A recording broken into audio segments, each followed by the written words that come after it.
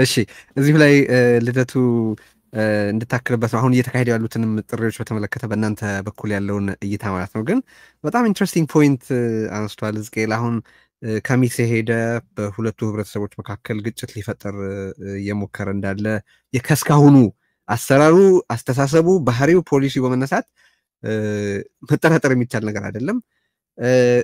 ጎንደር ሄዶ እኛ እኮ ልማት እንዳንሰራ እኮ እዚህ ልማት መሰራቱን የሚቃወሙ እኮ አሉ ብሎ በአማራ ክልል ውስጥ ውዝን ችግር ለመፍጠር እንዴት እንደሞከረ የተመለከትነው ነው። በአማራና ትግራይ መካከል ሊያባበሰው ብዙ የለፋለትን ግጭት ለመፍጠር የግዛት ጥያቄን እንዴት አድርጎ ለማግለብለብ እየሞከረ እንዳለ እየተመለከትን ነው። በኦሮሚያ ውስጥ ደግሞ መንግስቱ የአንድ ህብረተሰብ መንግስት እንደሆነ ለማስመሰል የሚያደርጋቸው ሙከራዎች አሉ። እነዚህ ሁሉ የአገዛዙ ምላሽ አካል ስለሆኑ በትግል መሪዎችና በትግል ተካፋዮች ዘንድ በአገዛዙ ዘንድ ሊመጡ የሚችሉትን ምላሾች አስመልክቶ ምን ጥበቃ ሊደረግ እንደሚገባ ማሰብ በጣም አስፈላጊ ስለሆነ ነው ጥያቄ የሆነ የማነሳው። ሰው የትብብር ጥሪውን በተመለከተ ያሉትን ጥሪዎች በተመለከተ አስተያየት ከሰጠ በኋላ ይህንንም እንድታነሳው ነው። ቀጥል። ጥሩ መሰረታዊ ነገሮች ናቸው ቴዲ የተነሱት ነገሮች። በዚህ ረገድ ተቀራራቢ አስተሳሰብ ላይ መድረስ ያስፈልጋል እና አሁን ጥሪዎቹ ያልካቸው በጣም መሰረታዊ የሆነ ለውጥ እየመጣ ነው ኢትዮጵያ ውስጥ። እዚህ ቀደምም በተለያዩ መድረኮች ገልጸናል እና አሁን ደክመን አልቀረንም።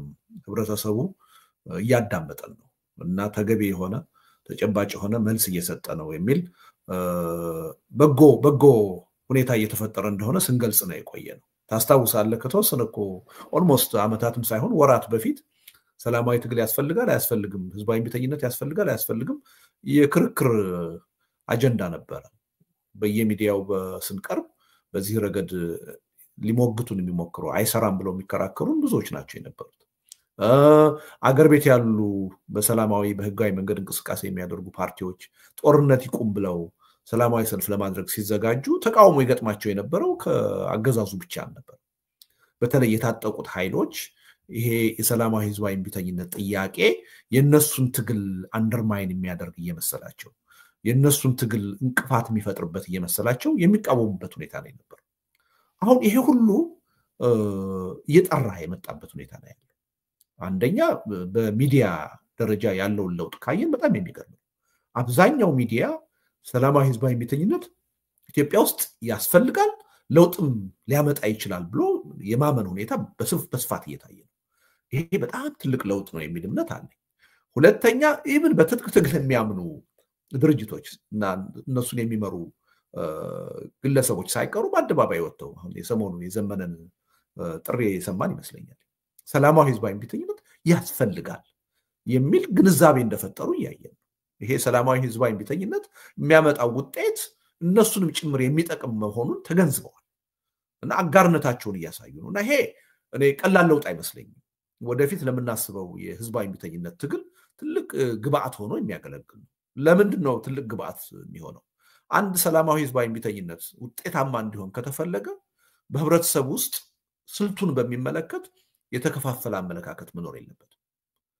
ስልቱ ይጠቅማል አይጠቅምም የሚል የተከፋፈለ አመለካከት ህብረተሰብ ውስጥ ካለ ህብረተሰቡ በሙሉ ልብ ህዝባዊ እምቢተኝነትን አካሂዶ ውጤት ሊያመጣ አይችልም። ስለዚህ በህብረተሰብ ውስጥ ደግሞ ያስተሳሰብ አንድነት ሊኖር የሚችለው የፖለቲካ ኤሊቱ ሚዲያው ተመሳሳይ ነገር መናገር ሲችል ነው። ሁሉም በሰላማዊ ትግል ለውጥ ማምጣት ይቻላል የሚል አስተሳሰብ ማራመድ ሲችል ህብረተሰቡም ያን አስተሳሰብ የመቀበል እድሉ ሰፊ ይሆናል እና ትግሉን ውጤታማ የማድረግ እድሉ በዛው መጠን የተሻለ ይሆናል እና ይሄ በጣም ትልቅ ለውጥ እያየን ነው። ጥሪዎቹ በአጠቃላይ የሚያሳዩት ሁሉም በተናጠል ትግል የትም እንደማይደርስ፣ ይሄ ትግል ካልተባበረ በስተቀር ለውጤት እንደማይበቃ የተገነዘበበት ሁኔታ ነው ያለው። እኔ ይሄ በጣም ትልቁ ቅድመ ሁኔታ አስቀድሞ እየተሳካ እንደሆነ የሚያሳይ ወደ ተጨባጭ የሰላማዊ ህዝባዊ እምቢተኝነት እንቅስቃሴ ውስጥ ስንገባ ህዝቡ በሙሉ ልብ ሳይከፋፈል ይሄን ትግል ደግፎ ሊቆም የሚያስችለው ቅድመ ሁኔታ እየተሳካ እንደሆነ እየተሟላ እንደሆነ የሚያሳይ አድርጌ ነው የምወስደው እና አንዱ ይሄ ነው። እና አሁን ምንድነው በስልቱ እውነቱን ለመናገር መተባበር ላይ ይጠበቅ ይችላል። እንደው ብዙ ጊዜ በትጥቅ ትግል የሚያምንና በሰላማዊ ትግል የሚያምን የተለያየ ስልት ነው ያላቸው። አሁን ግን በትጥቅ ትግል የሚያምኑት ራሳቸው ሰላማዊ ትግሉን ደግፈው የቆሙበት ሁኔታ ነው እያየን ያለነው። በሰላማዊ ትግል የምናምነው ደግሞ በትጥቅ ትግል እንቅስቃሴ የሚያደርጉ ኃይሎች ለምን ጠበንጃ እንዳነሱ ኮዛቸውን ምክንያታቸውን የተረዳንበት ሁኔታ ነው። ተጠያቂነቱ የነሱ ሳይሆን ያገዛዙ መሆኑን የተገነዘብንበት ሁኔታ ነው ያለው። ይሄንም ለህዝባችን እየመሰከርን ያለንበት ሁኔታ ነው ያለው። ስለዚህ በአንድ ግንባር ውስጥ እንኳን ተሰልፈን መታገል ባንችል በስልታችን ልዩነት ምክንያት ቢያንስ በሽግግር ጥያቄ አብረን መስራት የሚያስችለን ሁኔታ እንዳለ እያየን ነው። የሽግግር ጥያቄ በስልት የተለያዩ የፖለቲካ ኃይሎች ሁሉንም የሚመለከት ነው። ፖስት አብይ ፖስት ብልጽግና ኢትዮጵያ እንዴት ነው ወዴት ነው የምትሄደው የሚለውን ጥያቄ በሚመለከት ወይ ሰላማዊ ትግል የሚያካሂዱት ወይ የትጥቅ ትግሉ የሚያካሂዱት በሞኖፖል የኔ ጥያቄ ነው ሊሉ አይችሉም። የጋራ አጀንዳችን። ስለዚህ ይሄ የሚያሳየው ምንድነው? በዚህ የሽግግር ጥያቄ የጋራ ግንዛቤ ፈጥረን የጋራ አጀንዳ ኖሮን ለመታገል የሚያስችል ሁኔታ ሁሉ እየተፈጠረ መሆኑን የሚያሳይ እና ይሄ እንደ ትልቅ በጎ ጅምር እንደ አንድ ትልቅ ቅድመ ሁኔታ ስኬት ሊቆጠር የሚገባ ነው የሚል እምነት አለኝ። ግን ወደ ተግባር መሸጋገር አለበት። በሰላማዊ ትግል የሚያምኑ በተለይ አገር ውስጥ ያሉ በትብብር በተጨባጭ ትግሉን የመምራቱን ሚና መጨበጥ መቻል አለበት። ተጨባጭ የሆነ ትብብር ህብረት መፍጠር አለባቸው። በውጭ ሀገር የምንገኝ ሰላማዊ ትግሉን የምንደግፍ በትብብር መስራት አለበት። በትጥቅ ትግል ደግሞ የሚያምኑ ቢያንስ በሽግግር ጉዳይ ላይ ከኛም ጋር ጭምር መነጋገርና መተማመን መቻል አለበት። ምክንያቱም ሽግግሩ የጋራ ነው። በስልት ሰላማዊ ትግሉ ነው የትጥቅ ትግሉ ነው የሚባል ነገር የለም። አገሩ የጋራ ስለሆነ ህዝቡ የጋራ ስለሆነ ከአብይ አገዛዝ በኋላ ከብልጽግና አገዛዝ በኋላ የሚመጣውን ስርዓት በሚመለከት ሁላችንንም የሚመለከት ጉዳይ። ስለዚህ የጋራ ንግግር ያስፈልጋል። ስለዚህ ሪሊ በጣም የበሰለ ሁኔታ እየተፈጠረ እንደሆነ ተስፋ ሰጪ የሆነ ሁኔታ እየተፈጠረ እንደሆነ እያየን ነው። ይሄ ግን በተጨባጭ በተግባር መጠንከር አለበት። ገና ነው፣ ጅምር ነው የሚል እምነት አለ። አንድ ይሄ ነው። ሁለተኛ አገዛዙ ምን ሊያደርግ ይችላል የሚለው ነገር በጣም ጥሩ ጥያቄ ነው፣ መሰረታዊ ጥያቄ። ይሄን መገንዘብ አለብን። እኔ ሶስት ነገሮች ይታዩኛል። አንደኛ እንዲህ አይነቶቹን የሰላማዊ ህዝባዊ እምቢተኝነት እንቅስቃሴዎች በህገወጥ ድርጊት ይፈርጃቸዋል። ስለዚህ የሰላም ማስከበር ስራ ነው የምሰራው ብሎ ወደ አፈና መሄዱ አይቀርም እና ህገወጥ ናቸው ማለቱ አይቀርም። ግን ህዝባችን ማወቅ ያለበት አምባገነን መንግስት ባለበት አገር ህዝባዊ እምቢተኝነት ህጋዊ መብት ነው፣ ህገ መንግስታዊ መብት ነው፣ የተፈጥሮ መብት ነው። ማንም ህዝብ አንድ በስልጣን ላይ ያለ አገዛዝ በአግባቡ በህግ መሰረት የማያስተዳድረው ከሆነ መብቱ ነው ህዝባዊ እምቢተኝነት የማድረግ። ይሄ ደግሞ አይደለም በሌሎች ዓለም አቀፍ ህግጋትና በኢትዮጵያ ህገ መንግስት ራሱ ህጋዊነት ያለው የትግል ስልት ነው። ስለዚህ አንዱ ህዝቡ መገንዘብ ያለበት የኢትዮጵያ የጸጥታ ኃይሎችን መገንዘብ ያለባቸው ህዝቡ የሚያካሂደው የሰላማዊ እምቢተኝነት ትግል አገዛዙ እንደሚለው ህገወጥ ትግል አይደለም፣ ሰላማዊና ህጋዊ ትግል ነው። ህገ መንግስታዊ መብት ነው፣ ተፈጥሯዊ መብት ነው። ይሄን ጠንቅቆ ማወቅ አለበት ህብረተሰቡ። ስለዚህ አገዛዙ በጠመንጃ አንበርክኬ እገዛለሁ እያለ በጉልበት እገዛለሁ እያለ የህዝብን መብት ሳያከብር ህዝቡ ለመብቱ የሚያነሳውን ጥያቄ በህገወጥነት ሊፈርጅ አይችልም።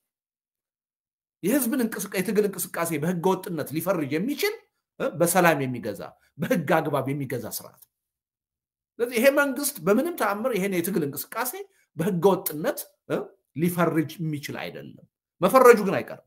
ህብረተሰቡ ይሄን በደንብ መገንዘብ አለበት። መብቱ መሆኑን፣ ህገ መንግስታዊ መብቱ መሆኑን፣ ተፈጥሯዊ መብቱ መሆኑን፣ ዓለም አቀፍ ህግጋት የሚደግፉት መብቱ መሆኑን ማወቅ አለበት። አንዱ ይሄ። ሁለተኛ የውጭ አጀንዳ አድርጎ ማቅረብ አይቀርም። የተላላኪዎች አጀንዳ፣ የባንዳዎች አጀንዳ፣ የባዳዎች አጀንዳ መቼስ የማይፈጥረው ቃል የለም ያገዛዝ ብሎ ማቅረብ አይቀርም። ኢትዮጵያውያን እውነቱን ለመናገር አሁን በዓለም ላይ ካለው ህዝብ በላይ ለትግል ለመነሳሳትና መስዋዕትነት ለመክፈል አገዛዝን ለመታገል ከማንም በላይ አጀንዳ የራሳችን አጀንዳ። ምንም የውጭ ተልዕኮ አያስፈልግም። ከበቂ በላይ የሆነ ሞልቶ እየፈሰሰ ያለ ግፍና በደል ኢትዮጵያ ውስጥ ተልዕኮ መቀበልም መበደርም አያስፈልግም። ስለዚህ እኛ የምንታገለው ወደፊትም መስዋዕትነት ለመክፈል የምንዘጋጀው ለራሳችን ጉዳይ፣ ለኢትዮጵያ ህዝብ ጉዳይ። ስለዚህ ይሄን ጉዳይ የባዕዳን ጉዳይ እንደሆነ የውጭ ኃይሎች ተልዕኮ እንደሆነ የሚያደርገው ፕሮፓጋንዳም እንደማይሰራ ህዝቡ ማሳየት አለበት። የኔ አጀንዳ ነው፣ ከበቂ በላይ ትግል እንዳደርግ መስዋዕትነት እንድከፍል የሚያስገድድ አጀንዳ ሰጥተኸኛል። እታገላለሁ የሚለውን ነገር በደንብ ማስጨበጥ ያስፈልጋል እና አንዱ ፍረጃው ይሄ ነው ሌላውና መሰረታዊው ግን ይሄ መንግስት በመቀጣጫ የሚያምን መንግስት ነው ቴዲ እዚህ ቀደም አንተ ጋር ይሆን ሌላ ሰው ጋር ውይይት ሳደርግ መጥቀስ ይነሳል ጠቅላይ ሚኒስትር አብይ አህመድ ጋር አንድ ውይይት ስናደርግ እኔና እሱ በተናጠል አንድ ጥያቄ በድንገት አንስቶልኝ ነበር ያ ለውጥ ወዲያው መጣ እንደተባለ ሰሞን ስለነበረ ምንድነው ትልቅ ቻሌንጅ አሁን ይኖርብናል ብለህ የምታስበው አለ አይ ይሄ በቄሮ በፋኖ የትግል እንቅስቃሴ ውስጥ የነበረ ወጣት ስራ ልንፈጥርለት ይገባል ወደ ሰላማዊ ሂደት መግባት አለበት ታግሎ ዝም ብሎ ወደ ቤቱ ከተመለሰ አስቸጋሪ ሁኔታ ይፈጠራል አልኩት ኖ አለ ወጣቱ ምንም ችግር የለውም 4-5ቱን ግንባሩን ብትለው 4-5 ዓመት ይቆዝማል ነው ያለው ይሄ ሰውዬ በመቀጣጫ ያምናል በአደባባይ ፓርላማ ላይ ወጥቶ በስልጣናችን የምትመጡ ከሆነ በኢህአፓ ዘመን ከሆነው በላይ በመቶ ሺዎች ያልቃሉ ብሎ በህዝብ ላይ የዛተ መሪ ነው ያለው 10 ሰው ሲሞት 100 ሰው ዝም ይላል ብሏል ፓርላማ ላይ በነገራችን ላይ በመቀጣጫ የሚያምን ስለዚህ ምናልባት ከ30 ዓመት በፊት ቲናሚን ስኩዌር ቻይና ያየነው አይነት ጭካኔ ሊያሳይ ይችላል ይሄ ሰውዬ እስከዛ ድረስ አይምሯችንን ማዘጋጀት አለበት በታንክ ሁሉ አደባባይ ወጥቶ በንጹሃን ወጣቶች ላይ ሊረማመድ ይችላል ግን የኢትዮጵያ ህዝብ ማወቅ ያለበት ምንድነው እንዲህ አይነት ጭካኔ ሊፈጽም ይችላል እንዲህ አይነቱን ጭካኔ ግን አይደለም ለወራት አይደለም ለአመታት ለቀናት ይዞ መቀጠል የሚችል አገዛዝ አይደለም ማህበራዊ መሰረቱን ያጣ ምንም ያሰባሰበው አይዲዮሎጂ የሌለው በሀገርና በህዝብ ጉዳይ ያልተሰባሰበ በስልጣን ጥቅምና በኢኮኖሚ ክፍፍል ብቻ ስልጣን የያዘ አካል ነው እንዲህ አይነት አካል በህዝብ ላይ ጥይት እየተኮሰ ረጅም እድሜ መቆየት አይችልም ረጅም ቀናት መቆየት አይችልም ስለዚህ መቀጣጫ የሚባለውን ነገር መንግስት ሊጠቀምበት እንደማይችል ህዝቡ ከወዲሁ ተስፋ ማስቆረጥ አለበት የመቀጣጫ ድርጊት በጀመርክ ቁጥር ትግላችን የበለጠ ይጠናከራል የበለጠ አጸፋዊ እርምጃ እንወስዳለን ማለት ማሳየት አለበት እና መቀጣጫ እንደማይሰራ ህብረተሰቡ በደንብ ግንዛቤ ወስዶ አጸፋዊ ምላሽ መስጠት ይገባዋል ከወዲሁ አገዛዙን መቀጣጫ እንደማይሰራ ተስፋ ማስቆረጥ ያስፈልጋል እንጂ አገዛዙ እስከ ግድያ ድረስ መሄዱ ይቀራል እና እኔ የሰላማዊ ትግል እንቅስቃሴ አሁን በኢትዮጵያ በደንብ ፈርታይል በሆነ ሁኔታ ሊካሄድ የሚችልበት ሁኔታ እየመጣ ነው አሁን የከተማው ህዝብ እንዲንቀሳቀስ ነው እየፈለግን ያለ ነው የተማረው ህዝብ እንዲንቀሳቀስ ነው እየፈለግን ያለ ነው እውነቱን ለመናገር ወደፊት በሚካሄደው ሰላማዊ ትግል የኢትዮጵያ አርሶ አደሮች ጭምር ተሳታፊ ይሆናል ከኛ እኮ ቀድመው ቴዲ እነሱ እኮ የሰላማዊ እንቅስቃሴ እኮ አሳይተውናል ይሄ ጎጃም ገበሬዎች ጅራፍ ይዘው ወጥተው እኮ ሰላማዊ ሰልፍ አካሂደው አይደል የሰላሌ ገበሬዎች እኮ አርሶ አደሮች ጫንቃቸው ላይ ቀንበር እኮ አድርገው የሰላም ጥያቄ እኮ አቅርበው ሪሊ ይሄ የሰላም እንቅስቃሴ ሁሉን አቀፍ የሆነ ህዝብ ሁሉ የሚደግፈው ነው አገዛዝ አንቀጥቅጥ ብቻ ሳይሆን አገዛዝ አንበርክክ እንቅስቃሴ ነው እና ምቹ ሁኔታዎች እየተፈጠሩ እንደሆነ ያያየን ነው ግን ዋናው ነገር ምንድነው ካለፉት ድክመቶች ስህተቶች ተምረን ጥራት ያለው ዝግጅት ማድረግ አለብን የሐሳብ ዝግጅት ማድረግ አለብን የድርጅት ህብረት ዝግጅት ማድረግ አለብን በቁጥጥራችን ስር እያቀድን የምንመራው ትግል መሆን አለበት በስሜት አይደለም በግርግር አይደለም ስለዚህ ለዛ ሌት ተቀን መስራት አለብን የሚል እምነት ነው ያለኝ አመሰግናለሁ እሺ አቶ ሙልጌታና እዝቅኤል እንደው ብታነሱት ማስበው አንድ ነገር አለ እዝቅኤል ቅድም ጠቀስ አድርገዋል ነገሩ ዳይለማ ላይ ነው ስርዓቱ ገፍቼ ልጨፍልቀው ወይስ ዝም ብዬው የሚል አይነት በጣም የከፋ ዳይለማ ውስጥ የአምባገነኖች ዳይለማ ነው እዛ ውስጥ እንዳለ አንስተሃልና አንድ ተከታታያችን የጻፈው ነገር አለ አሁን የተማሪዎቹን እንቅስቃሴ ለማስቆም ሲል ይሄ ሌላ ቦታ ሄዳችሁ አገልግሎ ያልነውን ተተነዋል ሊል የሚችልበት እድል አለ እና እሱ እንዴት ይታያል ብለዋል ይሄን ጥያቄ ሰፋ አድርገውና በአገዛዝ በኩል የሚሰጡ ኮንሴሽንስ እንዴት ነው መስተናገድ ያለባቸው የሆነ ተቃውሞ ሲመጣ ለጊዜው ኦኬ ተቻዋለሁ ከዚህ በፊትም እንዳረጋው ደሞዝ ጥያቄ ሲቀርብ እሺ ደሞዝ ጨምራለሁ እንደሚለው አይነት ያለ ኮንሴሽን ሲያደርግ በታጋዮች በኩል በተቃውሞ ጎራ በኩል እንዴት ነው እነዚህ ኮንሴሽኖች መታየት ያለባቸው የሚለውን በተመለከተ አስተያየት እንድትሰጥ ነው አቶ ሙልጌታ አቅደምና ቅድም ያነሳሃትንም ነጥብ ሳትረሳ መሽኮርመም አለ በሰዎች ዘንድ ለመተባበር ብለሃልና ምንድነው ያንን በሙሉ ኃይልና በሙሉ ጉልበት ላለመተባበር ችግር እየሆነ ያለው የሚለውን አብረህ እንድታነሳው ነው። በአለመተባበሩ ችግር አንሳና ከዛ ወደ አገዛዙ ኮንሴሽን ጉዳይ መሄድ ትችላለህ። መልካም ቴዲ፣ ቅድሙ ጥያቄ ላይ እንደው ያለፍኩት አንድ ነገር አስታውሼ ነበር። በአርሲ ዞን በኦርቶዶክሶች ላይ በኦርቶዶክስ ሃይማኖት ተከታዮች ላይ የደረሰውን ድርጊት በተመለከተ ከፍተኛ ግድያ ተካሄደ። ግን ግድያዎች በጣም በየቀኑ የሚደርሱ ጉዳዮች ስለሆኑ እንዲህ አይነት ሁኔታ ሲፈጠር ሁላችንም ቆም ብለን ሀዘናችንን ገልጸን በህይወት ህይወታቸው ያለፈውን እግዚአብሔር በገነት ያኑር፣ በህይወት ያሉትን የሚያጽናንል ነበር። እሱንም እንኳን ተውን ከመለመዳችን የተነሳ ብዙ ቁጥር በሚሊዮን ህዝብ ያለቀበት ሀገር ውስጥ 4-5 ሰው ሞተ። በቃ እንትን ሆኗል አሁን ለኛ እና አዝናለሁ እዛ ደረጃ ላይ በመድረሳችን። ግን በዚህ ሰዓት እንደው በዚህ አጋጣሚ እነዛ ህይወታቸው ያለፈውን ሰዎች ሳናስብና ስለነሱ ሳንቆረቆር ቀርተናል መሆኑን የኦርቶዶክስ ተከታዮችም ሆነ የኢትዮጵያ ህዝብ እንዲገነዘበው ፈልጋለሁ። ቅድም ወንድሜ አንተ በጠየቀው በተለይ ትብብርን በተመለከተ ከመቼውም በበለጠ የታጋዮች ወይም ትግል ውስጥ ያሉ ፖለቲሻኖች የቅራኔዎች ደረጃንና የሚፈቱበትን ቅደም ተከተል ከመቼውም በበለጠ እየተገነዘብን ይመጣን ይመስለኛል። ድሮ የፖለቲካ ቅራኔዎች ለምሳሌ የስልጣን፣ የግዛት አወቃቀር፣ የኢኮኖሚ ተጠቃሚነት እነዚህ በሀገራችን ህብረተሰቦች ውስጥ የውስጥ የቅራኔ ምንጮች ሆነው እርስ በርስ ሲያተራምሱን የነበሩ ናቸው። እነሱ ላይ ብዙ እናተኩር ነበር ድሮ። አሁን ለሁሉም ግልጽ የሆነው የህልውና በተለይ የህዝብና የሀገር ህልውና ከማንኛውም በላይ ቀዳሚ እንደሆነ የመገንዘብና የሀገሪቱና የህዝቡ የህልውና መጠበቅ እስከሌለ ድረስ የፖለቲካውንም ሆነ ትልልቅ የፖለቲካ ጥያቄዎች ብለን የምንላቸውን ለምሳሌ የራስን እድል በራስ የመወሰን የሱ አይነት ጥያቄ እንኳን ያለው ድርጅት ያንን ፖለቲካ ተግባራዊ ሊሆን የሚችልበት ተጨባጭ ሁኔታ ሊያኖረው አይችልም። የኢትዮጵያ አንድነትና የህልውናዋ እስካልተጠበቀ ለምሳሌ ብዙዎቻችን እናውቀዋለን። ኤርትራ ዛሬ ከኢትዮጵያ ተገንጥላ ሀገር የሆነችው ኢትዮጵያ ጠንካራና የፈቀደች ሀገር በመሆኗ ነው።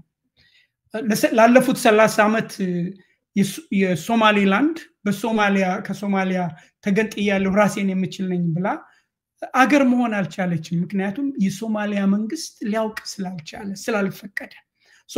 የኢትዮጵያ አንድነት፣ የኢትዮጵያ ጠንካራና ሆና መውጣት፣ እንደ ሀገር መቀጠል የፖለቲካ ችግሮቻችንን የመፍቻ ቅድመ ሁኔታ ነው። ስለዚህ ትልልቆቹ ብለን የምንላቸው ለምሳሌ የግዛት ወልቃይትን የምንበለው፣ አዲስ አበባን የምንበለው፣ ድሬዳዋን የምንበለው አንዳቸው የሚሆኑ የፖለቲካ ጥያቄዎች መፍትሄ ሊያገኙ አይችሉም የሀገር ህልውናና የህዝብ ህልውና እስካልተረጋገጠ። ስለዚህ የሀገራችን ህልውና የህዝቡ ህልውና መቅደም አለበት። ለዚህ ነው ሁሉም እየተገነዘበው መጥቷል። ዛሬ የአማራ ኃይሎችም የኦሮሞ ኃይሎችም የትግራይ ወንድሞችም ሁሉም ትብብር አንድ የጋራ ግንባር መፍጠርና ይሄንን ስርዓት ማስወገድ አስፈላጊ እንደሆነ እየተገነዘበው መጥቷል። ይሄ ስርዓት እስካለ ድረስ ያንዳችንም የፖለቲካ ፍላጎት የፖለቲካ ፕሮግራም ተግባራዊ ሊሆን የሚችልበት አጋጣሚ አይኖርም። ስለዚህ መቅደም ያለበት ይህን ስርዓት ማስወገድ ነው። ይህን ስርዓት ለማስወገድ ደግሞ የጋራ የሆነ ግንባር መፈጠር አለበት። የጋራ ግንባሩ የሽግግር ሂደት ወይንም መንግስት የመመስረቻ ማዕቀፍ ማዘጋጀት አለበት። የሽግግር ሂደትን የሽግግር ፍትህን ሊያመጣ የሚችል ማዕቀፍ ማዘጋጀት አለበት። እነዚህን ሁኔታዎች ማሟላት ካልቻለ ግን እንደ 1966ቱ እንደ 2010ሩ ተጠላፊ ትግል ነው የሚሆነው ወይንም ዘላቂ ለችግራችን ዘላቂ መፍትሄ የማያመጣ የከሸፈ ትግል ነው የሚሆነው። ስለዚህ ነው ሁሉም ይሄንን ተገንዝበዋል። አሁን ግን ያው ቅድም እንዳልኩት ሁሉም ይሽከረመማል። ቅድም እንዳልነው የኦጋዴ ግንባርን ትብብርን እንደሚፈልግ ገልጿል። ሌሎቹም የታጠቁ ኃይሎች በተለይ እነ ፋኖም በዘመነ ካሴ በኩል ትብብር እንደሚፈልጉ ጠይቋል። ኦላም እንደዚሁ ጠይቋል። ግን አሁንም እየተሽከረመሙ ናቸው። ፍለፊት አልመጡም። ፍለፊት እኛ ያንን ክፍተት ለመሙላት ነው እንደዚህ ፍለፊት የመጣ ነው። ተገናኙ፣ እናገናኛቸው፣ አንድ ላይ ሁኑና ይሄንን ስርዓት አስወግዱ የሚለው ፕላትፎርም ላይ የምንሰራው ለዚህ ነው። ሶ ቅድም ያልከው በተለይ አስተማሪዎችን ነው ተማሪዎችን ጥያቄዎቻችሁን እቀበላለሁ አትሄዱም ብሎ ሊያቆመው ይችላል። አዎ ግን ሀገራችንን ተጨባጭ ሁኔታ ማየት አለብን። የሀገራችን ተጨባጭ ሁኔታ ሀገሪቱ ኢኮኖሚካሊ ባተሙ ተቀዶ ሊወድቅ የደረሰ ነው። ኢንፍሌሽን ከፍተኛ ደረጃ ላይ ደርሷል። መንግስት ለሰራተኞች ደሞዝ መክፈል የማይችልበት ደረጃ ላይ ነው ያለው። ቅድም እንዳልኩ አስተማሪዎች መቅጠር ቀርቶ ያሉትንም ሪቴን ማድረግ ወይንም ይዞ ማቆየት ስለማይችል ሊመጣ የሚችለውን ጭንቀት አስቦ ነው የሶስተኛ ዓመት ተማሪዎችን ወደ ውጪ እንዲሄዱ ሰምታችሁታል። ብርሃኑ ነጋ ከአንድ ሳምንት በፊት የአስተማሪዎች እጥረት ይኖራል ወደፊት ያ ነው የቀደመው። የሶስት ዓመተኛ ተማሪዎች አስተማሪ ትሆናላችሁ የሚለው ሳይሆን የቀደመው ናሬቲቭ በኢትዮጵያ ውስጥ የአስተማሪዎች እጥረት ይኖራል የሚለውን እንዲነገር አደረጉ። ከዛ ቀጥሎ ነው የሶስተኛ ዓመት ተማሪዎች መዝመት ያለባቸው የሚለው። ግን እጥረት ይኖራልም ደግሞ ለሚለው ኮዝ አለው። ምክንያቱም ደሞዝ መክፈልና አስተማሪዎችን ይዞ መቀጠልም አይችሉም፣ አዲስም መቅጠር አይችሉም። ሶ ይሄ የኢኮኖሚ ክራይሲስ የሚፈጥረው ስፓርክ እነዚህን ልጆች ወደ ቤታችሁ ግቡ አትሄዱም ብሎ ቢያስገባቸውና ወይም በየትምህርት ቤቱ አፍነው ቢይዘው ሌላ ስፓርክ ሌላ ቦታ መነሳቱ አይቀርም። የሚጭረው ነው ህብረተሰቡ በቋፍ ያለ ሁኔታው ከሚገባው በላይ አብጦ የሚተነፍስበት ቦታ የሚፈልግበት ደረጃ የደረሰ ነው። ይሄ የኢትዮጵያ ተጨባጭ ሁኔታ ነው። ኢኮኖሚካሊ ፖለቲካሊም ይሄ ነው ያለው ሁኔታ። ሶ ሳም ስፓርክ ሳምዌር ይቀጥላል።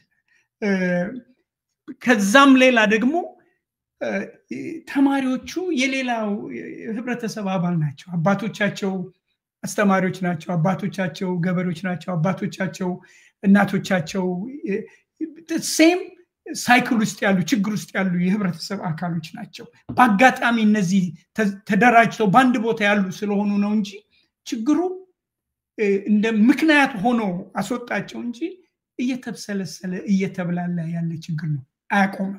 ከዚህ በኋላ የሚመለስ ነገር የለም። አሁን እኛ ማተኮር አለብን ብዬ የማምነው እነዚህ የተቃዋሚ ኃይሎች ጠንካራ ግንባር ፈጥረው ይሄንን ስርዓት ሊጥል የሚችል ሙቭመንት ማካሄድ አለባቸው። ግን መጣል ብቻ ሳይሆን ሊተካው የሚችል በዘላቂነት ኢትዮጵያን ወደ ሰላም፣ ደህንነት እና የኢኮኖሚ እድገት ሊያበቃ የሚችል ስርዓት ሊፈጠር የሚችል የሽግግር ሂደት ውስጥ ሊያስገባ የሚችል አደረጃጀት የግድ ያስፈልጋል። እቅድ ፕላኑ ተነድፎ ተዘጋጅቶ ፍሬምወርኩ ማምን እንደሚሆን መገለጽ ላይኖርበት ይችላል። ግን ፍሬምወርኩ ተዘጋጅቶ መቅረብ አለበት። እነዚህን ይሄን ነገር ለማድረግ ደግሞ የሚችሉት ሁሉም የሚገኙበት ሁሉም ብሔር ብሔረሰቦች፣ ታጋዮች፣ ድርጅቶች፣ በሰላማዊ ትግል ያሉ የፖለቲካ ፓርቲዎች ሁሉም የተባበሩበት ሀገራዊ ኮንቬንሽን የሽግግር ኮንቬንሽን መፈጠር አለበት። ያን ለመፍጠር ግን ይሄን ስርዓት ማስወገድ አለ። አስወግደን ቫኪዩም ውስጥ እንዳንገባ መገንዘብ ያለብን አለ። ለምሳሌ የታጠቁ ኃይሎች ትልቅ ሮል አላቸው። ኢንክሉዲንግ በስልጣን ላይ ያለው ወታደርም ሮል አለው። የሀገሪቱን ጸጥታ የማስከበር ሮል ኃላፊነት አለባቸው። ሊሞሉት የሚችሉት አስተዋጽኦ ይኖራል። ያን እንዳለ በታዋቂነት ይዘን ግን የፖለቲካ ቫኪዩም እንዳይኖር መዘጋጀት እና የአብሮነት ይህንን ክፍተት ለመሙላት ነው እየሞከረ ያለው። እሺ ቅድም ያነሳኋት ጥያቄ ያለች ሕዝቅኤል የዚህ እንግዲህ ሁለት ትልልቅ ጥያቄዎች ላይ ያነሳቸዋሉ። የኢኮኖሚ ጥያቄ አለ፣ የሰላም ጥያቄ አለ። የኢኮኖሚውን ጥያቄ አቅም ስለሌለው የሰላሙን ጥያቄ ባህሪው ስላልሆነ ሊመልሳቸው አይችልም ብለናል እና በመካከል ግን ያለ አለ አይደል ማታለል፣ ማጭበርበር እና ህብረተሰቡን በዛ መልኩ ለማቆየት መሞከር በተማሪዎች ጉዳይ በአጋጣሚ ተነሳ እንጂ ለየነገሮቹ አገዛዙ የሚሰጣቸውን ኮንሴሽንስ እንዴት ነው ትሪት ማድረግ ያለብን የሚለውን በተመለከተ አስተያየትህን አቅርብና ከዛ የመጨረሻውን ራውንድ የምናረገው ከዚህ በኋላ አብሮነት በሚያደርገው እንቅስቃሴ ያሏችሁን እቅዶች ልደቱ በተወሰነ ደረጃ ጠቅሶታል። ግን ከህብረተሰቡ ምንድነው የምትፈልጉት? ምን አይነት ዝግጅት ከወዲሁ ይደረግና የመሳሰሉ በአብሮነት በኩል እንዲተላለፉ የምትፈልጓቸውን መልእክቶች ልታነሱ ትችላላችሁ። ቀጥል እስኪ። መልካም። ይሄ ዋናው የአንተ ጥያቄ የተንጠለጠለው የሚመስለኝ አሁን መንግስት መልስ መልሻለሁ ማለት ይጀምራል። እሱ እንዴት ነው የሚታየው አይነት ነገር ነው ይመስለኝ። ይሄም ትንሽ እኮ ሰንበት ያለ ነው። ሐኪሞች ይጨመርልን ደሞዝ ብለው የሚጠይቁበት ጊዜ ጨምራለሁ ነው ያለ አይደለም። ጨምራለሁ ማለት መንግስት በዛ በኩል ከሐኪሞቹ ጋራ ኮንፍሮንቴሽኑን አልፈለገም ነው። ለመመለስ እንደማይችል ያው አሁን አይተነዋል። በዛን ጊዜ በነሐሴ ወር ውስጥ በኦገስት ውስጥ ገና በጥቅምት እንሞላላችኋለን ደሞዝ 300 እጥፍ ጨምረናል ነው ያለው የኢትዮጵያ ጠቅላይ ሚኒስትር። ማለት 300 እጥፍ 1500 የምታገኘው 300% እጥፍ ሲጨመርላት እንግዲህ የት እንደሚደርስ እናንተ ታውቃላችሁ። እንደሱ ነው ሲናገር የነበረው። እሱን አልቻለም፣ ለመመለስ አይችልም። ቢመልስም ያ ገንዘብ ምንም ነገር መግዛት ስለማይችል የኢኮኖሚ ችግሩን ለመፍታት አይችልም። አሁንም በአይኤምኤፍ ትዕዛዝ ስር የሚኖር የኢኮኖሚ ሉዓላዊነት የሌለው ወርቅ ከየቦታው እየሰረቀ ትግራይ እየሰረቀ፣ ከቤኒሻንጉል ጉሙዝ እየሰረቀ፣ ከደቡብ ኢትዮጵያ እየሰረቀ ወደ ዩኤኢ እያጓጓዘ በዛ ጦርነት የጦር መሳሪያ እየገዛ የሚኖር መንግስት መሰረታዊ የሆነው የህዝብን ፍላጎት ለማሟላት ይችላል ማለት አይቻልም። ስለማይችል ግን አንተ እንዳልከው በመሐከል ነው ያለው። ስለማይችል በመሐከል ነው ያለው ማስመሰል። ያው የሀገሪቱን ሚዲያ ሙሉ በሙሉ ተቆጣጥሮታልና እንዲህ ያደርጋለሁ። ቅድምም ጠቅሼልሃለሁ። አንድ ጠቅላይ ሚኒስትር 4 ቀን ሙሉ እንዴት ሀገሪቷ ያደገች እንደሆነች ሲናገር የነበረው የማስመሰል ነገር ነው እንጂ ረሃብ ውስጥ ያለውን ሰውዬ አልተራብክም እኮ ስላላረስክ ነው የጓሮ አትክልት ምናምን እያለው ስላልገባህ ነው እንጂ ጠግባሃል እኮ። አዎ እና ስላልገባችሁ ነው እንጂ ኢትዮጵያ እኮ ተአምር ነው ሲልህ አሁን የከተማ ኮሪዶሩን አዲስ አበባ ከተማ የከተማ ኮሪዶሩን በዚህ ዓመት አናደርገውም ብለዋል። እሱም ኮንሴሽን ነው። እሱም ራሱ ይሄ ብልጭልጭ ነው፣ ምንም ዋጋ የለውም ብሎ ለተነሳበት ተቃውሞ መልስ ነው። ትተናል ለዚህ ዓመት እኮ ነው ያለችው የከተማው ከንቲባ። ይሄንን አልቻልንም ነው። አሁንም ለተማሪዎቹ ያለው መልስ ለመመለስ መፈለጉ ያንን ቅድም ያልኩት የደለማ ጉዳይ አለ የተንተባተበ ነው ምን ላድርግ እያለ ነው ሙሉ ሙሉ መለስ አይችልም መጋፈጥ ደግሞ አይፈልግም ለምን ሌሎች ችግሮች ደግሞ አሉ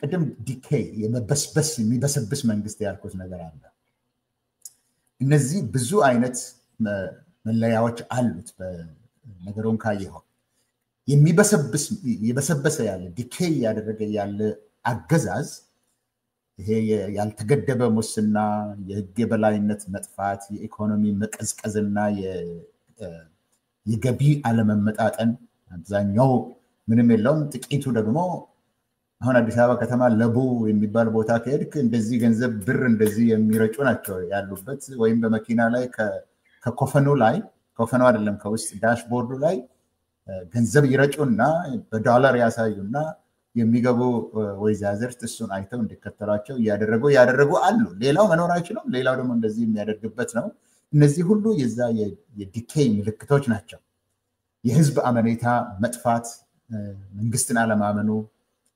የፖለቲካና የማህበራዊ ኑሮ መላሸቅ ኮሂዥን ማጣት ማለት ነው ከነዚህ ሁሉ ግን መጨረሻውን የሚያሳይህ የኤሊት ዲፌክሽን ወይም መከፋፈል ነው የመጨረሻ ላይ ያለ መሆኑን የሚያሳይ ያ ነው አንደኛው ይህንን ማነሳው ምክንያቱ የህዝብ አመጹ ይሁን ሌላ የተጠቀሱት የትግል ስልቶች እንዴት አድርገው ከግብ መድረስ ይችላሉ የሚል ጥያቄ ስላለ ለዛ መልስ ለመስጠት ነው ይሄንን ያነሳሁት የኤሊት መከፋፈል አለ አሁን የኢትዮጵያ መንግስት ወታደሮች በምሳሌ ልግለጽ ወታደሮች ጀነራሎች አውሮፕላን እንግዛ ብለው እስከ ቤላሩስ ይሄዳሉ አንዱ ሄድና ቤላሩስ የራሻ ታድሶ የሚሸጥ አውሮፕላን አለ ታድሶ ነው የሚሸጥ አዲሱን አይደለም የሚገዙት የወደቀውን ተሰባስበው በቤላሩስ ላይ ቀለም ተቀብተው ነው ለኤስዩ 35 ኤስዩ 27 ገዛን የሚሉት ያው ቀለም የተቀባ ነው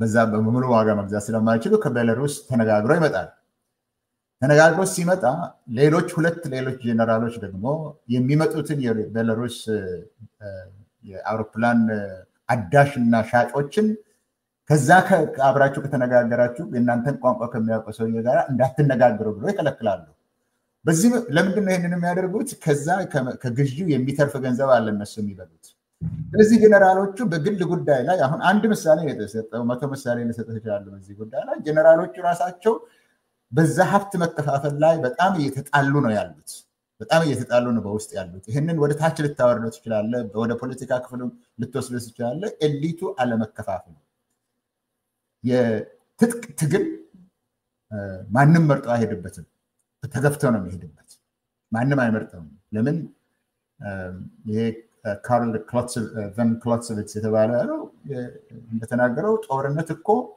የፖለቲካ ሌላኛው መንገድ ነው እንዳለው ሌላኛው መንገድ ነው ፖለቲካ ነው እሱም ለማለት ነው ሰላማዊ የፖለቲካ ትግል የሚያካሂዱትም በሰላማዊ መንገድ በከተማ ውስጥ ሆነው ህጋዊ መንገድ የሚያደርጋሉ በዚህ መካከል ደግሞ ይሄ የህዝባዊ እምቢተኝነት ወይም አመጽ ማለት በሁለቱ መካከል ነው ያለው ኮኤርሲቭ non violence ነው ጥይት አይተኩስም እንጂ ጭነትን ያመጣል ኮኤርሲቭ non violence ነው በመካከል ላይ ነው ያለው እነዚህ ሁሉ ለአንድ ዓላማ ነው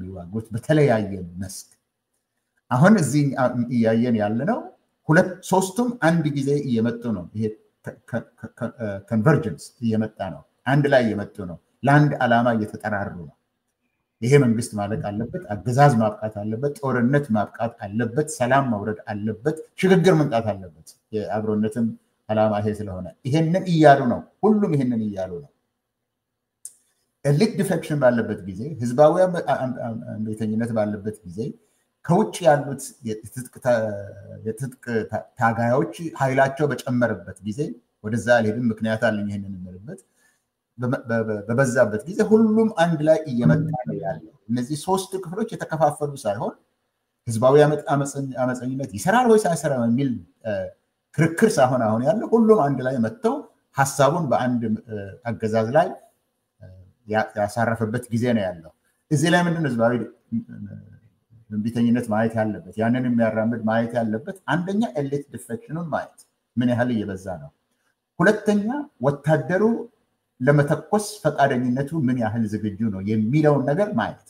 እነዚህን ካቀናጀ በኋላ የራስን ታክቲክ ታመጣለህ። እነዚህ ግን በጣም አስፈላጊ ነገሮች ናቸው። ስለዚህ ታክቲኩ ወይም ስትራቴጂው ሀገሩ ውስጥ ያለው የዘመኑ ሁኔታ እንዴት እንደነበረ ቅድም የተናገርኩት አለ ስለ 68 2010 ሌሎችም የቀለም አብዮቶች አሁን ደግሞ ያለው የጀንዚ ተለያየ ቦታ የተካሄደው አለ። እነዚህ ሁሉም ማገናዘብ ያገዛዙ ሁኔታ እንዴት እንደሆነ አይቶ መዘጋጀት እንጂ ተነሱ ማለቱ ብቻ አይሆንም።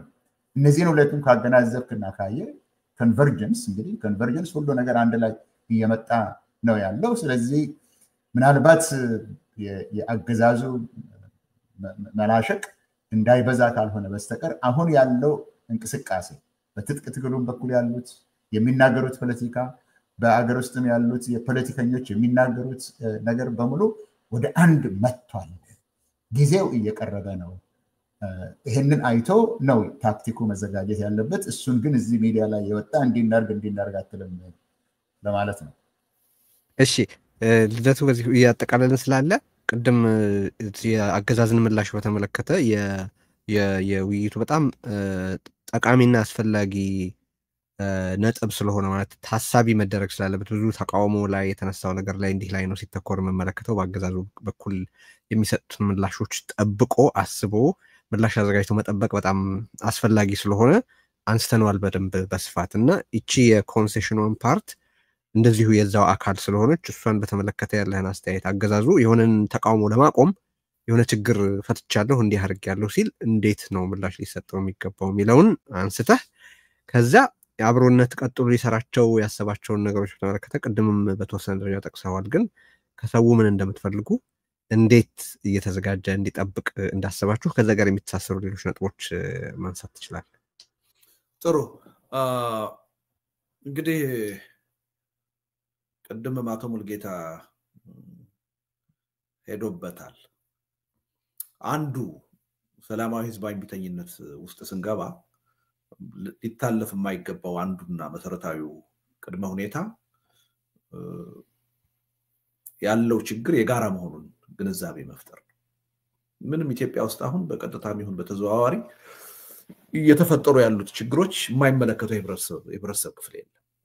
ምናልባት ስልጣን ላይ ያሉት ጥቂት ባለስልጣናት ከነዛ ባለስልጣናት ጋር ተመሳጥረው የተለየ ኢኮኖሚ ጥቅም እያገኙ ያሉ ኮራፕትድ ኃይሎች ተጠቃሚ ሊሆኑ ይችላሉ። ምናልባት በቁጥር እናስቀምጣቸው ብንል 1% የሚሆን አይመስልኝም። ከ99% በላይ የሆነ የኢትዮጵያ ህዝብ ችግር ውስጥ ነው ያለው። የኑሮ ውድነት የማይመለከተው ህዝብ የለም። የመልካም አስተዳደር እጦት የማይመለከተው ህዝብ የለም። የሰላም እጦት የማይመለከተው ህዝብ የለም። የሀገርና የህዝብ የህልውና ጉዳይ የማይመለከተው ህዝብ የለም።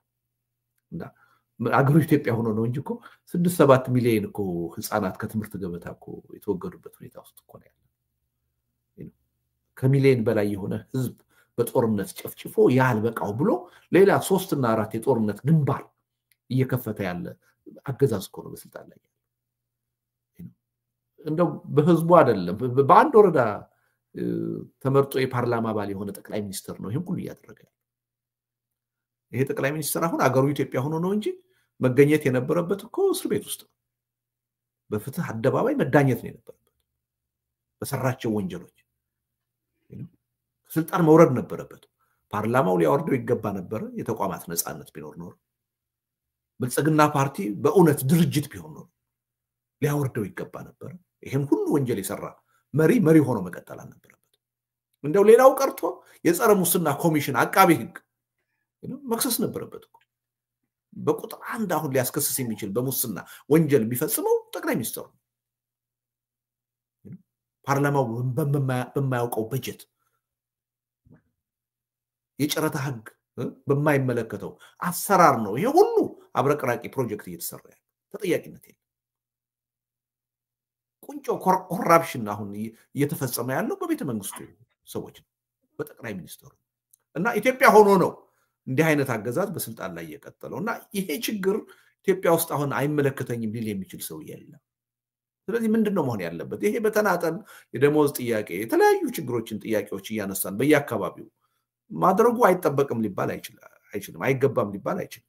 ህብረተሰቡ ብሶቱ በተለያየ መልኩ በተለያየ መንገድ ሊገልጽ ይችላል። ግን ማወቅ ያለብን ሀገራዊ የሆነ ችግር ነው ያለብን። ኢትዮጵያ ውስጥ ጦርነት ካልቆመ ጦርነት እንዲቆም ደግሞ የአገዛዝ ከስልጣን ካልተወገደ ከስልጣን ተወግዶ ዘላቂ የሆነ ሽግግር ካልመጣ ዘላቂ የሆነ ሰላም ካልመጣ የማናችንም ችግር ቅድም አቶ ሙሉጌታ ብሎታል ከመልካም አስተዳደር ጥያቄ እስከ የራስን ዕድል በራስ የመወሰን ጥያቄ ድረስ አንዳቸውም መልስ ሊያገኙ አይችሉም። የአገዛዝ ባለበት ሁኔታ የአገዛዝ አንድ ቀን በስልጣን ላይ ባደረ ቁጥር የኢትዮጵያ ህዝብና ኢትዮጵያ መፍረሳቸው አይቀሬ የሆነ ነው የሚመጣው እየፈጠነ ነው የሚመጣው እና ይሄን ተገንዝበን በየአካባቢው አሁን ለደሞዝ ለተለያየ ጉዳይ የምናገርበው ጥያቄ እኔ ብዙ ትርጉም ያለው አይመስለኝም። መልሽ ያለው ቢልም ትርጉም የለውም። ነገ ከነገ ወዲያ ችግሩ መቀጠሉ አይቀርም። አሁን ቅድም ሕዝቅኤል እንዳለው 300% ደሞዝ ጭማሪ ቢያደርግ ከቁጠባ የመነጨ ጭማሪ አይደለም፣ ከኢንቨስትመንት የመነጨ ጭማሪ አይደለም። ገንዘብ በህገወጥ መንገድ ከባንክ ታትሞ ነው የሚሰጣቸው። ስለዚህ ከተወሰኑ ወራት በኋላ ኢንፍሌሽኑ ከ300% በላይ ያድጋል። የደሞዝ ጭማሪ ትርጉም የለሽ ነው። በሚሊዮን እየጨፈጨፈ ያለ ህዝብ የማንንም ህዝብ መብት ሊያከብር አይችልም። ስለዚህ ከዚህ በኋላ አክብር ያለው ጥያቄ መልሻለሁ ብሎ የሚታመን መንግስት አይደለም ይሄ መንግስት። በምንም ተአምር ይሄ መንግስት በስልጣን ላይ መቀጠል የለበትም። ይሄ መንግስት በስልጣን ላይ እስከቀጠለ ድረስ ከአንድ ቀውስ ወደ ሌላ ቀውስ እንሸጋገራለን እንጂ የሚፈታ ችግር የለም። ስለዚህ በየአካባቢው ይዘናቸው የምንወጣ የፖለቲካ አጀንዳዎች፣ ጥያቄዎች ተመሳሳይ መሆን አለባቸው። አሁን ቅድም የተጠቀሱት አብሮነት አሁን እያቀነቀናቸው ያሉ ጦርነት ይቆም፣ የግፍ አገዛዝ ይወገድ፣ ሽግግር ይምጣ፣ ሰላም ይስፈን። ይሄ የሁላችንም አክሮስ በአገር ደረጃ በህዝብ ደረጃ መያዝ ያለበት አጀንዳ። ሌሎቹ ጥያቄዎቻችን ሁሉ በእነዚህ ጥያቄዎች መመለስ ነው ሊመለሱ የሚችሉት። እነዚህን አችም ካደረግን በኋላ ነው ሊመለሱ የሚገባ። ስለዚህ እዚህ ላይ በደንብ የወቅቱ የኢትዮጵያ ተማሪዎች፣ የዩኒቨርሲቲ ተማሪዎች፣ የወቅቱ የኢትዮጵያ ወጣቶች በ21ኛው ክፍለ ዘመን ያሉት ከ1960ዎቹ ወጣቶች መሻል ነው ያለባቸው እንጂ ማነስ አይደለም ያለባቸው። በ1960ዎቹ የነበሩ ተማሪዎች እኮ ምንድነው ጥያቄያቸው የነበረው?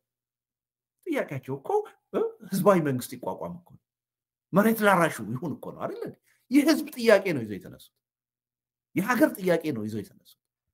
የዛሬዎቹ ወጣቶች ከዛ በላይ ማሰብ አለብን፣ ከዛ በላይ መላቅ አለብን፣ የሞራል የበላይነት ማሳየት አለብን። በጥጣሽ ለሆነ እዚህም እዛም ላለ የግል የቡድን ችግራችን አይደለም መጨነቅ ያለብን። ያ ሁሉ ነገር ተፈቶ በዘላቂነት ሊቀጥል የሚችለው አገርና ህዝብ ሲኖር ነው፣ ህልውናችን ሲቀጥል። ህልውና በሌለበት ሁኔታ የትኛውንም አይነት ጥያቄ ብናነሳና መንግስት መልሻለሁ ቢል ምንም ፋይዳ የለም። ይሄ መንግስት በዘላቂነት የሚመልሰው ጥያቄ የለም። እሱ ላይ መሰመር አለበት። እኔ እሱ ላይ መተማመን ያለብን ይመስለኛል። ሌላው የአብሮነት አሁን ያቀዳቸው ሁለት ትዕይንተ ህዝቦች ወሳኝ ናቸው። ዝም ብለን አይደለም ያቀርናቸው፣ በደንብ አስበንባቸው። ይሄ በኢንተርኔት የምናደርገው የተቃውሞ ትዕይንተ ህዝብ ታስታውሳለህ ቴዲ፣ 100,000 ሰው ላይቭ እንዲከታተለው በታሪክ ለመጀመሪያ ጊዜ እናደርጋለን ብለን 1 ሚሊዮን ሰው አካባቢ ነው ኦልሞስት ማሳካት የቻለ። አሁን በብዙ ሚሊዮኖች እንዲሳተፍበት ነው የምናደርገው።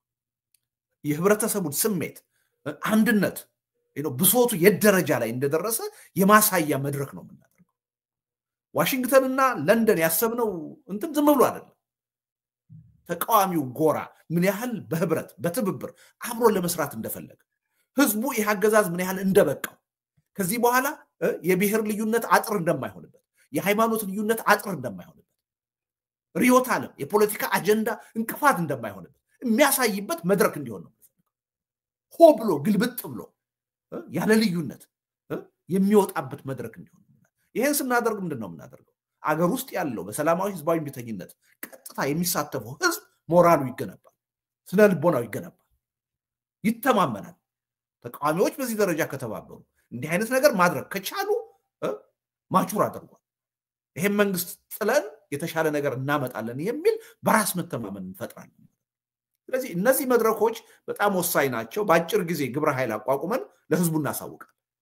የጊዜ ማዕቀፍ ማስቀመጥ ይቻላል ወይ ልልህ ነበረ። ለምሳሌ የጊዜ ማዕቀፍ ማስቀመጥ ይቻላል፣ የኦንላይን የኢንተርኔት ላይ የበይነመረብ ትዕይንቱንም ሆነ በአካል ተገናኝቶ የሚደረገውን ሰልፍ በተመለከተ ምንድነው አብሮነት ያደረገው?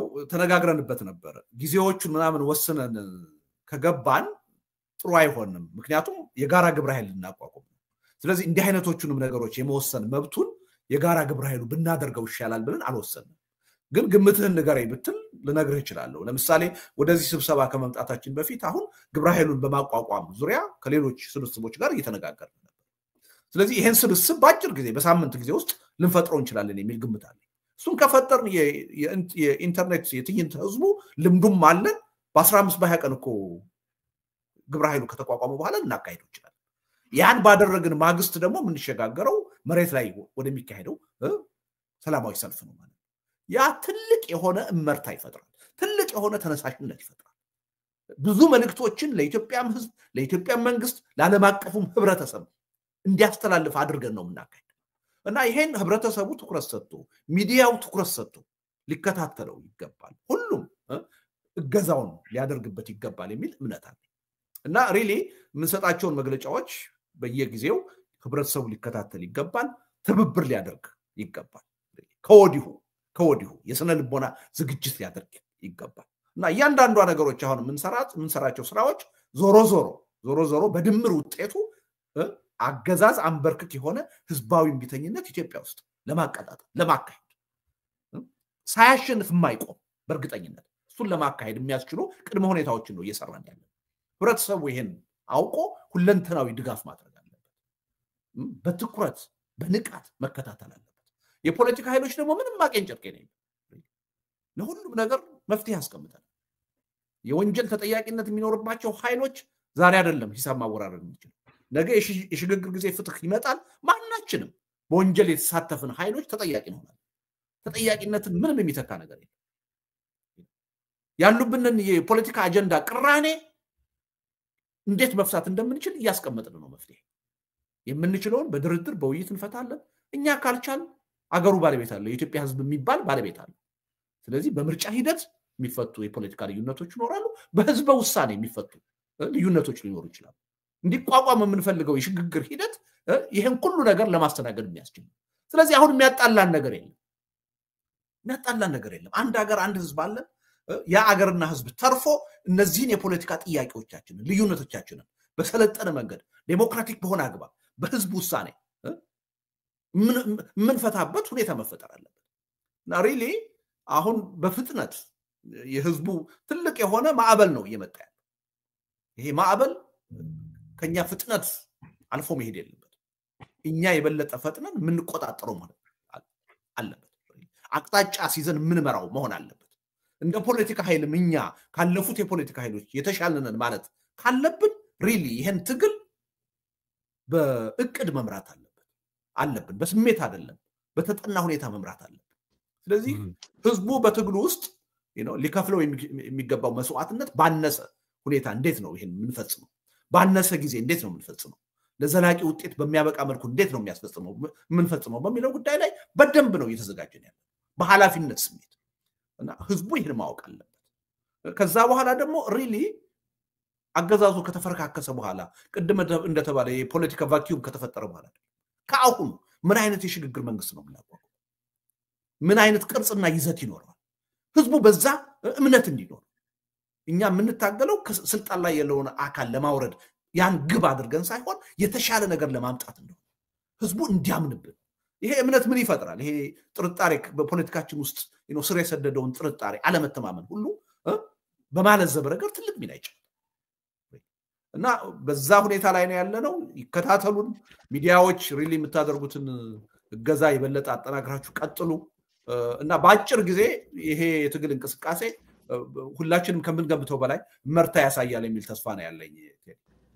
እሺ፣ በጣም አመሰግናለሁ ሁላችሁንም። ምናልባት የቀረ አብሮነትን በተመለከተ ያለ ማሳሰቢያ ካለ አቶ ሙሉጌታ አንድ 2 ደቂቃ ልሰጥህ እችላለሁ። በአጭሩ ልታቀርብልን የምትችለው ነገር ካለ ማለት ነው። በጉዳዮቹን አንስተናቸዋል፣ መልእክቶቹ ተላልፈዋል። ግን እስካሁን በተነሱት ውስጥ አብሮነትን በተመለከተ ያልተነሳ ነገር ካለ አንድ እድል ስጥ።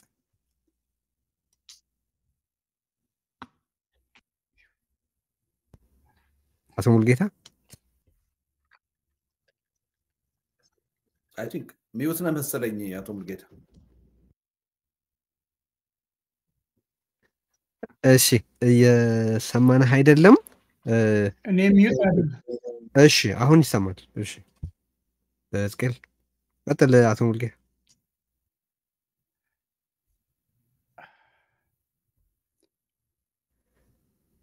እሺ አሁን ተሰምቶ ነበር፣ ግን መልሰን እየሰማንህ አይደለም።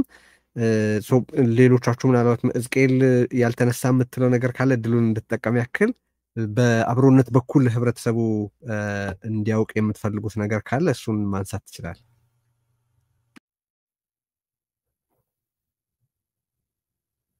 ሚዩት ነህ ሕዝቅኤል። አጭር ነገር የማነሳው እሺ አብሮነት አንደኛ የትጥቅ ትግል የሚያደርጉትን ለመተካት አይደለም፣ በፖለቲካ ትግል የሚሄዱትን ለመተካት አይደለም፣ ህዝባዊ እምቢተኝነት የሚለውንም ለብቻው ለማካሄድ አይደለም፣ ከሌሎች ጋር አብሮ ለመካፈል ነው። ኢቨን ይህንን የህዝባዊ እምቢተኝነት የሚለውንም እዛ ላይ ለመሳተፍ የሚፈልጉ ብዙ እንቅስቃሴዎች አሉ። ከነሱ ጋር ደግሞ በቅንጅት በትብብር በመደጋገፍ ለመስራት ነው። ይሄ መታወቅ አለበት። ብቻ ነኝ ያለሁት እኔ ነኝ ልመራው የመጣሁት የሚል አስተሳሰብ እንደሌለው መታወቅ አለበት። ሁለተኛ በአብዛኛው እኛ ልናደርገው የምንችለው ህዝባዊ እንቅስቃሴው እየሄደ ነው። ቅድም ተናግሬያለሁ ስለ ሐኪሞች፣ ስለ መምህራን፣ ስለ ህግ ባለሙያዎች፣ አሁን ስለ ተማሪዎች፣ ስለ የመንግስት ሰራተኞች ሁሉ እየተንቀሳቀሱ ሾፌሮችም አሉ። አዎ ሾፌሮችም አሉ። አርሶ አደሮችንም ሁሉንም ተነጋግረናል። በየቦታው ቅድም በምሳሌ የጠቀስኩት ይሄ መንተንክተክ አለ አይደለም? ከዚህም ከዛም እያየኸው ነው። አርብቶ አደሮችም አሁን በጅቡቲ መንገድ አንድ ጊዜ ባቡሩን ሁሉ አቆመው ተንቀሳቅሰዋል። እነዚህ አሉ። ስለዚህ እኛ ባለቤቶቹ አይደለንም፣ እየሄደ ነው። እዛ ላይ ልንረዳ የምንችለው ልንሞላ የምንችለው በኦሮምኛ አንድ ንግግር አለ፣ ከነፋኒ ባቴት ሰውዳ ደምቲ ይላል። ከአፍ የወጣው ነገር ነው ሊሆን የሚችለው ነው። መንግስትም ይሁን ማንኛውም ድርጅት በመጀመሪያ ፖሊሲውን ፕሮግራሙን አዘጋጅቶ በሀሳብ ደረጃ ነው የሚያወጣው። ምክንያቱም ደጋግሞ እንደተናገረው በሀሳብ ደረጃ በአገር ውስጥ ያው ሁሉን ነገር አፍኖ ይዞ ስላለ በሀሳብ ደረጃ ለኢትዮጵያ የሚመቸው አሁን ካለንበት ቦታ ተነስተን የሚመች ቦታ ላይ ለመድረስ የምንችለው መጀመሪያ ሀሳቦችን በማስቀመጥ ነው እንጂ አንድ ቀን መንግስት ከተፈረካከሰ በኋላ ተነስተን መደነባበር አይደለም። በዚህ ጉዳይ ላይ የጎደሉ ነገሮች ስላሉ፣ በትግል ውስጥ የጎደሉ ነገሮች ስላሉ እነሱን ለመሙላት ነው። ስለዚህ በሀሳብ ደረጃ በፖሊሲ በምትለው በፖለቲካ ደረጃ ያሉትን ነገሮች በመሙላት ነው የሚሰራው እና ይሄንን ደግሞ ያደርጋል። ይሄንን አብሮነት ብቻ አይደለም ያደርጉ፣ ሌሎችም ይሄን የሚያደርጉ ለማድረግም የተዘጋጁ አሉ። ከነሱ ጋር ደግሞ መተባበር፣ መቀናጀት እና አብሮ መስራት እና ሶሊዳሪቲ እነዚህን ለማድረግ ነው። እንደዚህ አይነት አስተሳሰብ ነው በአብሮነት ያለው ለማለት ነው። እሺ አመሰግናለሁ።